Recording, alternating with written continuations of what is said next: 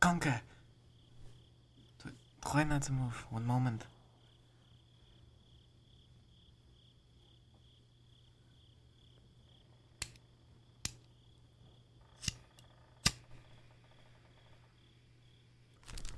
There. Okay. Don't move, it will only hurt more. I picked you up on the battlefield around 0600. It is now 025.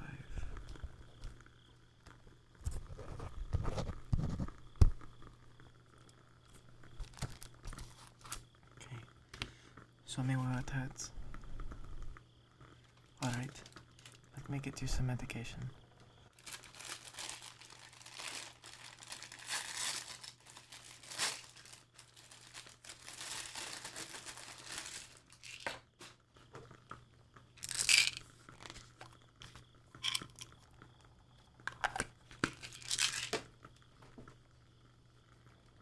Take this.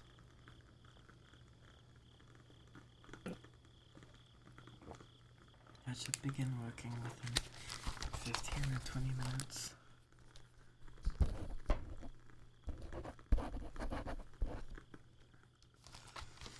No, there's nothing to be stressed about.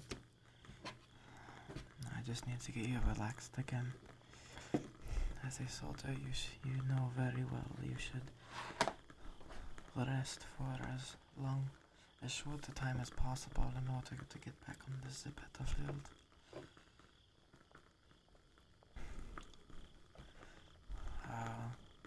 I see. One of your wounds has been opened during your sleep. May I stitch it? Okay. Here it is, the thread. And here, I need to cut your gown.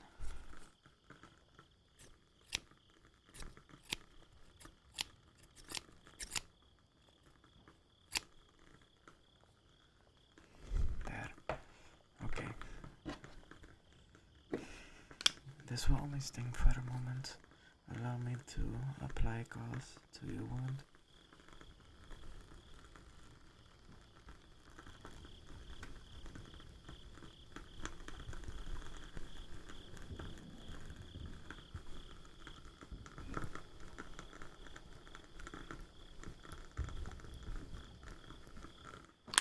There we are. Okay. Now, with that part out of the way, I will stitch you up just right.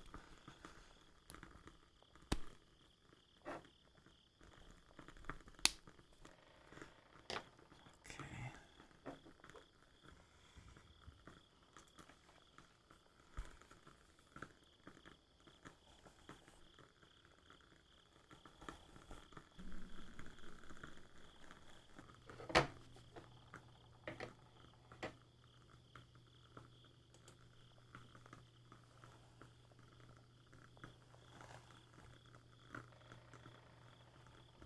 What was that there?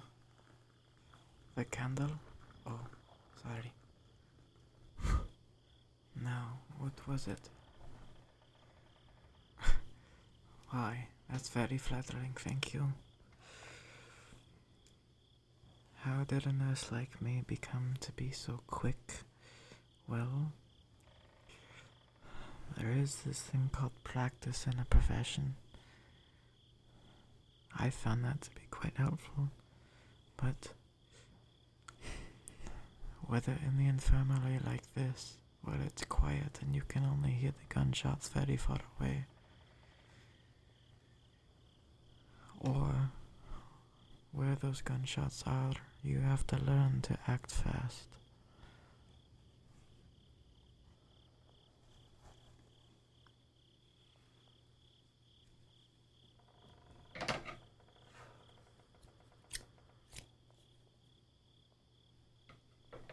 There, darling, all done.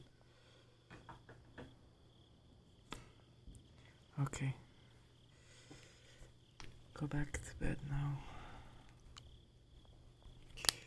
I I promise I will not let anything bad happen to you.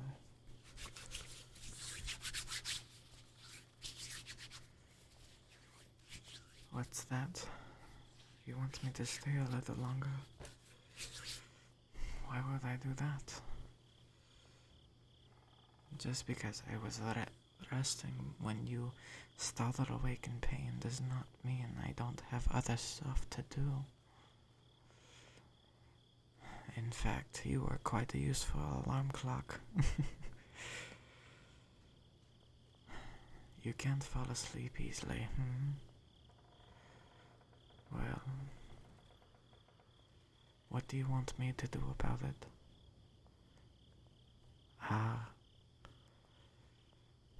A story. What am I, your mom? Well, if I must, I suppose I can make some time. But you better fall asleep soon. Either that, or only read until you're done belly aching. Got it?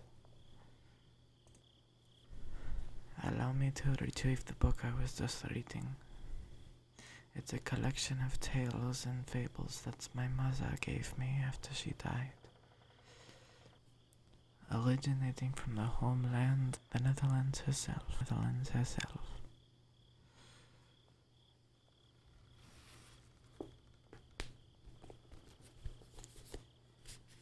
me to open to the page I was just on.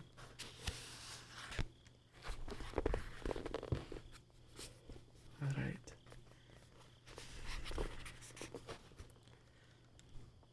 Shut your eyes, dear. The Capitors and the Bells.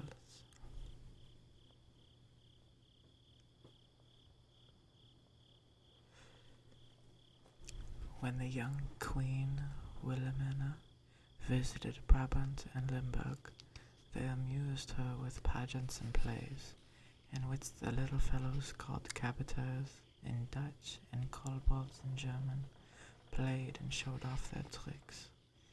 Other small folk named gnomes took part in the tableau. The Capitors are the dark elves who live in the forests and mines. The white elves live in the open fields and the sunrise. The gnomes do the thinking, but the Capitors carry out the work of mining and gathering precious stones and minerals. They are short, thick fellows, very strong, and are strenuous in digging out coal and iron, copper, and gold. When they were first made, they were so ugly that they had to live where they could not be seen, that is, in the dark places. The grown imps look like old men with beards. No one ever heard of a Capitor that was taller than a yardstick. As for the babies, they are hardly bigger than a man's thumb. The big boys and girls in the Capitor kingdom are not much over a foot high. What is peculiar about them all is that they help the good and wise people to do things better, but they love to plague and punish the dull folks that are stupid or foolish or naughty. In impish glee they lure the blockheads, or in Dutch, the cheeseheads, to do worse.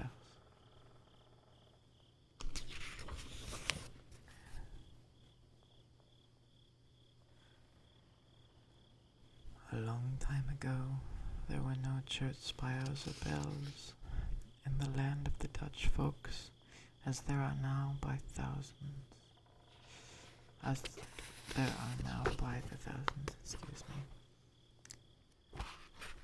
The good teachers from the south came into the country and taught the people to have better manners, finer clothes, and more wholesome food.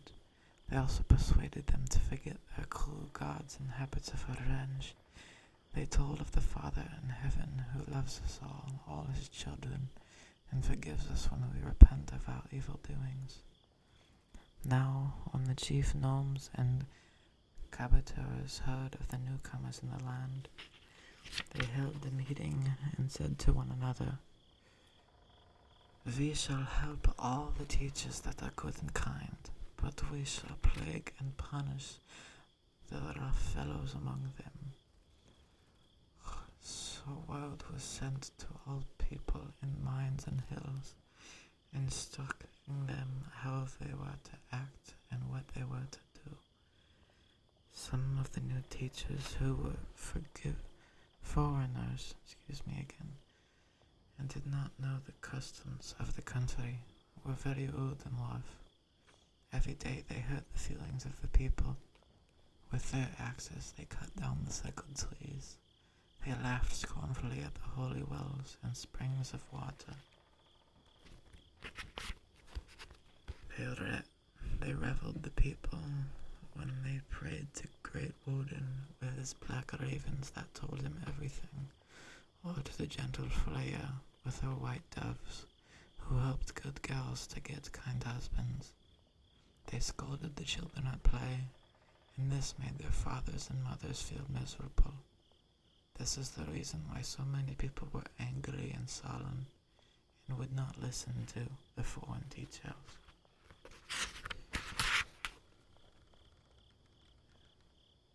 Worse than this, many troubles came to these outsiders. Their bread was sour when they took it out of the oven. So was the milk in their pans. Sometimes they found their beds turned upside down. Gravel stones rattled down into their fireplaces. Their hats and shoes were missing.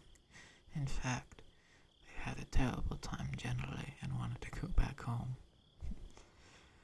When the Cavator has a grudge against anyone, he knows how to plague him. But the teachers that were wise and gentle had no trouble. They persuaded the people with kind words and just as a baby learns to eat other food at the table, so the people were weaned away from cruel customs and foolish beliefs. Many of the land's folk came to listen to the teachers and helped them gladly to build churches. More wonderful than this were the good things that came to these kind teachers. They knew not how their bread and milk were always sweet and in plenty. They found their beds made up and their clothes kept clean, gardens planted with blooming flowers, and much hard work done for them. When they would build a church in a village, they wondered how it was that the wood and the nails, the iron necessary to brace the beams, and the copper and brass for the sacred vessels came so easily and in plenty. When on some nights they wondered where they could get food to eat, they found on waking up in the morning that there was always something good ready for them. Thus many households of worship were built, and the more numerous were the churches, the more did farms, cows, grain, fields, and happy people multiply. The dark dwarfs did not like to dig metal for swords or spears, or what would hurt people, but the church bells would guide travelers into the forest and quiet the storms that destroyed houses and upset boats and killed or drowned people. Besides inviting the people to come and play and sing, they knew that the good teachers were poor and could not buy bells in France or Italy. Even if they had money, they could not get them through the thick forests or over the stormy seas, for they were too heavy. When all the Caboteurs were told of this, they came together to work night and day in the mines with pick and shovel, crowbar and chisel, and hammer and mallet. They broke up the rocks containing copper and tin. Then they built great rolling fires to smelt the ore into ingots. They would show the teachers that the Dutch Caboteurs could make bells, as well as the men of the lands of the south. These dwarvish people are jealous of men, and very proud of what they do. It was the funniest sight to see these short-legged fellows with tiny coats coming just below their thighs and little red caps. looking like a stocking and ending in a tassel on their heads, and in shoes that had no laces but very long points. They flew around as lively as monkeys, and when the fire was hot they threw everything off and worked much harder and longer than men do. Now when the Caboteur daddies began throwing fires for the making of the bells, the little mothers and the small fry in the Caboteur world could not afford to be idle. One and all, they came down from off the earth and into the mines. They went into a crowd. They left off teasing milkmaids, tangling skeins of flax, tearing fishermen's nets, trying knots in cows' tails, tumbling pots, pans, and dishes into the kitchen or hiding hats, and throwing stones down the chimneys onto the fireplace. They even ceased their fun of mocking children who were calling the cows home by hiding behind the logs and shouting to them. Instead of these tricks, they saved their breath to blow the fires into a blast. Everybody wondered where the cabs were, for on the farms and in town nothing happened, and all that was quiet, as when a baby is asleep.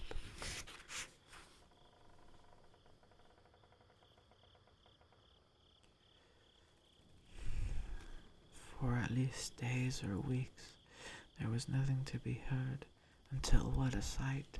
There were hundreds of bells of all sizes, like as in a family, where there were a daddy, mother, grown-ups, young sons and daughters, little folk and babies. Whether single twins or triplets, big bells that could scarcely be put inside a hogshed, bells that would go into a barrel, bells that foot a bushel and others a peck, stood in rows. Now in Dutch, the name for bell is clock, so a wise and grey-bearded gnome was chosen by the high-sounding title of glockenspiel, or bell player, to test the bells for a carillon. They were all hung for practice on the big trestles in a long row. Some one of these flames was called a hang, for they were just like those on which fishermen nets were laid to dry and be mended. In the long line there were at first brooms and peals, twanging and clanging, jangling and wrangling, making such a clangor that it sounded more like an uproar than an opera. The chief gnome was almost discouraged during the bash, but either a gnome nor a Caboteur ever gives up.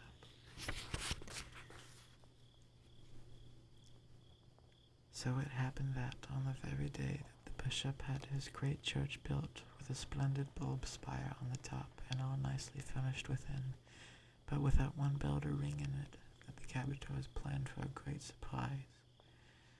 It was night. The bishop was packing his saddle-bags, ready to take a journey on horseback to Limes. At this city, the great caravans from India and China, bringing to the annual fair rugs, spices, gems, and things oriental, and the merchants of Limes, rolled in gold. Here the bishop would beg the money or ask for the bell or chimes. Suddenly in the night, while in his own house, there rang out music in the air, such as the bishop had never heard in Holland, or in any of the 17 provinces of the Netherlands. Not even in the old lands, France or Spain or Italy, where the Christian teachers, builders, and singers, and the music of the bells had long been heard, had such a flood of sweet sounds ever fallen on human ears. Here, in these northern regions, rang out not a solo nor a peal, nor a chime, nor even a cascade, from one bell or from many bells, but a long program of richest music in the air, sometimes which no country, however rich or old, possessed.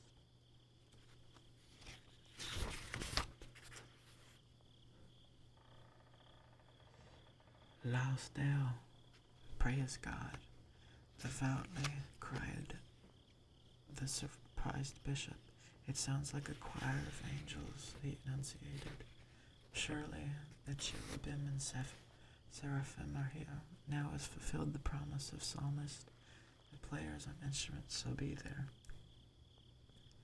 So from this beginning so mysterious to the rough, unwise and stupid teachers, but by degrees clear to the tactful ones who were kind and patient, the carolines spread over all the region between the forests of Ardennes and an island in the North Sea. The Netherlands became the land of melodious symphonies and tinkling bells. No town, however poor, but in time had its carillon. Every quarter of an hour, the sweet music of hymn or song made the air vocal, while at the striking of the hours the POs bowed their heads and the workmen heard the call for rest, or they took cheer because their day's toil was over. At sunrise, noon, or sunset, the Angelus, and at night the curfew sounded their calls. It grew into a fashion that on stated days great concerts were given, lasting over an hour, when the grand works of the masters of music were rendered, and famous carillon players came from all over the Netherlands to compete for prizes. The Low Countries became a famous school in which glockenspiel by scores were trained. Thus no kingdom, however rich or great, ever equaled the land of Caroline in making the air sweet with both melody and harmony. Nobody ever sees a caboteur nowadays, for in the New World, when the woods are nearly all cut down, the world made by the steam engine and telegraph and wireless message, the automobile, aeroplane and submarine, cycle and undersea boat, the little folks in the mines and the forests are forgotten. The chemists, miners, engineers, and learned men possess the secrets which were once those of the fairies only. Yet the artists and architects, the clockmakers and bell founders who love beauty, remember that their fathers once thought and believed. That is the reason why, on many a famous clock, either in front of the dial or near the pendulum, are figures of the gnomes who thought, and the caboteurs who wrought to make the carillon in certain lands where their cousins are named kobolds, and in France where they are called fée, and in England brownies, they have tolling and ringing of bells, with peals, chimes, and cascades of sweet sound. But the Netherlands still, above all others on earth, will remain the home of the carillon.